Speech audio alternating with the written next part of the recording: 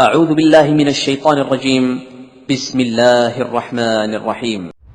موتی، جیسا کہ علامہ اقبال نے ایک بہترین شعر کہا ہے، بالکل جوانی میں انہوں نے کہا، 15 سال کی عمر میں علامہ اقبال نے ایک ایسا شعر کہا، بڑے بڑے شاعر لوگ وہ شعر سن کر تڑپ اٹھے، بولے کہ اتنی سی چھوٹی عمر میں ایسا اونچا درجے والا شعر علامہ اقبال نے کہا۔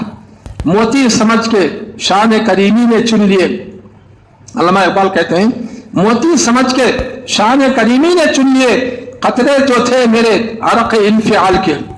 میں جو گناہ کی بنا پر اللہ کو یاد کر کے اللہ کے سامنے گر گرا کر رویا، تو میرے جو آنسو گرے اللہ تعالیٰ اس کو موتی سمجھ کر اٹھا لیا۔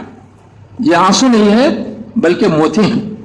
جو بندہ اللہ تعالیٰ کے سامنے اپنے گناہوں کو یاد کر کے روتا ہے اور آنسو بہاتا ہے تو اس کے آنسو، اس حدیث کو بھی آپ لوگوں نے سنا ہے، نوجوانوں سے متعلق یہ حدیث ہے، لیکن نوجوان سب اٹھ کر چلے گئے، ان کو جو ہے اپنی نوجوانی کا احساس نہیں، اور نوجوانی کے اعمال کا ان کو بھروسہ نہیں، اور نوجوانی میں کیا کرنا چاہیے ان کو اس کی فکر نہیں۔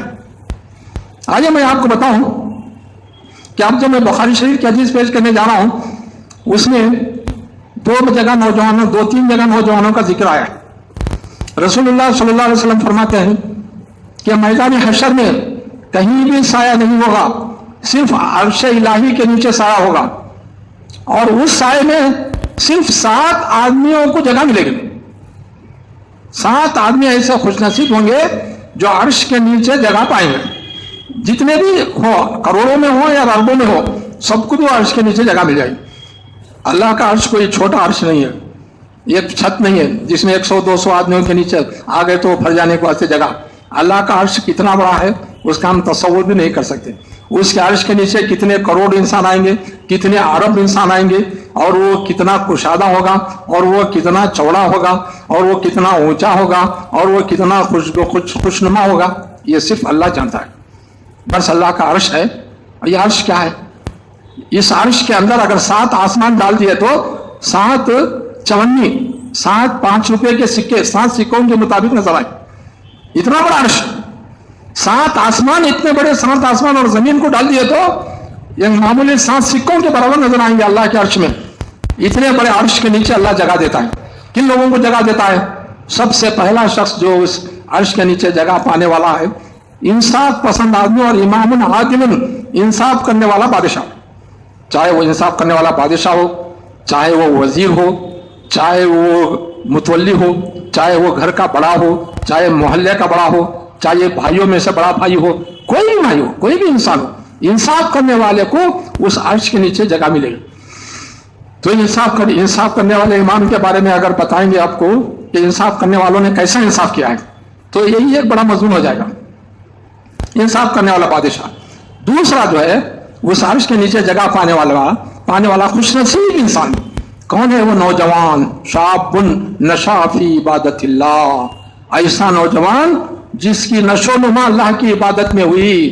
7 سال کا ہوا تو باپ اس کو مسجد کو لے گیا، 10 سال کا ہوا تو باپ اس کو نماز پڑھنے کا حکم دیا، 15 سال کا ہوا تو نمازی ہوا، 20 سال کا ہوا تو بھی نمازی ہوا، 25 سال میں اگر شادی ہوئی تو جمعے کی رات کی صبح کی نماز کو غسل کر کے نماز میں حاضر ہوا۔ ایسا نوجوان ہے کوئی؟ ہے ہی نہیں۔ اللہ کے ایسے بھی بندے ہیں، ایسے نوجوان کو جس کی نشو نما اللہ کی عبادت میں ہوئی، 50 سال کی عمر تک، 40 سال کی عمر تک برابر تکبیر اولیٰ کے ساتھ نماز پڑھتا رہا، ایسے نوجوان کو عرش کے نیچے جگہ ملے۔ تیسرا آدمی سنیے کون ہے جو اللہ کے عرش کے نیچے جگہ پاتا ہے؟ رجل معلق قلبہ فی المساجد، ایسا آدمی جس کا دل مسجد میں لٹکا ہوا ہے۔ وہ جب مسجد سے جاتا ہے تو اپنا دل مسجد میں چھوڑ کر جاتا ہے، اور اسی خیال میں رہتا ہے کہ کب اذان ہوگی اور کب میں نماز کو جاؤں گا۔ ایک نماز پڑھنے کے بعد اپنے کاروبار میں، اپنے گھر کے کاموں میں یا اپنے ضروریات میں مشغول رہتا ہے، اس فکر میں رہتا ہے، اس کان کو مسجد کے مینارے کی طرف لگائے رہتا ہے کہ کب اذان کی آواز آتی ہے اور کب مسجد کو جاؤں گا۔ گویا کہ اس کا دل مسجد میں ہے اور وہ اس کا جسم اپنے گھر میں ہے۔ ایسا آدمی جس کا دل مسجد میں لٹکا ہوا ہے اور جس کا خیال ہمیشہ مسجد کی طرف رہتا ہے، نماز کی طرف رہتا ہے، ایسے آدمی کو اللہ کے عرش کے نیچے جگہ ملے گی، وہاں اطمینان کے ساتھ رہے گا۔ अच्छा, चौथे आदमी रजुलानी, दो आदमी हैं, चौथे आदमी रजुलानी तहाब्बा लिल्लाहि व तकासमा लिल्लाहि, दो आदमी हैं, अगर मोहब्बत करते हैं तो अल्लाह के लिए, अगर दुश्मनी करते हैं तो अल्लाह के लिए, और अगर मोहब्बत करते हैं तो तौहीद पर मोहब्बत करते हैं, और अगर दुश्मनी करते हैं तो शिर्क और बिदअत करने वाले से दुश्मनी करते हैं अल्लाह के लिए, उसकी जात के लिए नहीं, उसके माल के लिए नहीं, उसके दर्जे के लिए नहीं, बल्कि अल्लाह के लिए। तौहीद उसमें ना रहने की वजह से, शिर्क और बिदअत में वो मुब्तला होने की वजह से उससे दुश्मनी करते हैं। और एक मोमिन अपना दूर का रहने वाला गरीब आदमी भी ईमान वाला है, मुआहिद है, उससे मोहब्बत करते हैं। तो ये दो आदमी जो अल्लाह के लिए मोहब्बत करते हैं और अल्लाह के लिए दुश्मनी करते हैं, इनको भी जो है अर्श के नीचे जगह मिलेगी। ये चौथा आदमी। पांचवा आदमी, ये पांचवा आदमी हमें से हर एक आदमी बन सकता है। पांचवा आदमी रजुलन, ये वो आदमी है जो रात को उठता है, ज़कर अल्लाह खालियन, तन्हाई में बैठकर अल्लाह को याद करता है और अपने गुनाह को याद करता है और गिड़गिड़ा कर रोता है और आंखों से आंसू बहाता है।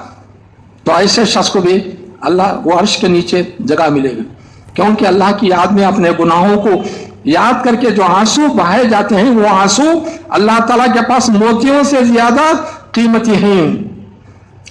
मोती, जैसा कि अल्लामा इकबाल ने एक बेहतरीन शेर कहा है, बिल्कुल जवानी में उन्होंने कहा, 15 साल की उम्र में अल्लामा इकबाल ने एक ऐसा शेर कहा, बड़े बड़े शायर लोग वो शेर सुनकर तड़प उठे, बोले कि इतनी सी छोटी उम्र में ऐसा ऊंचा दर्जे वाला शेर अल्लामा इकबाल ने कहा। मोती समझ के शान करीमी ने चुन लिए, अल्लामा इकबाल कहते हैं, मोती समझ के शान करीमी ने चुन लिए, कतरे जो थे मेरे अरक इन्फियाल के, मैं जो गुनाह की बिना पर अल्लाह को याद करके अल्लाह के सामने गिड़गिड़ा कर रोया, तो मेरे जो आंसू गिरे अल्लाह ताला उसको मोती समझकर उठा लिया। ये आंसू नहीं है बल्कि मोती हैं।